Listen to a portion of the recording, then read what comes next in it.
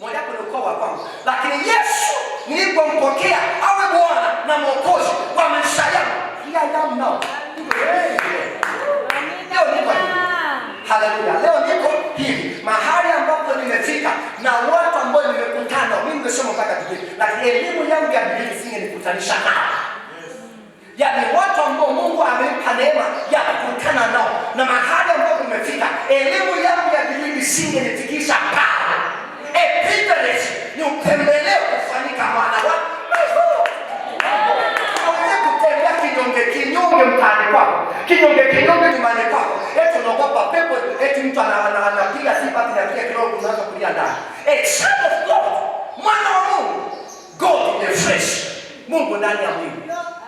Haleluya. Mungu ndani ya mwili. Hakuna chochote cha kuogopa. Hakuna chochote cha kuogopa.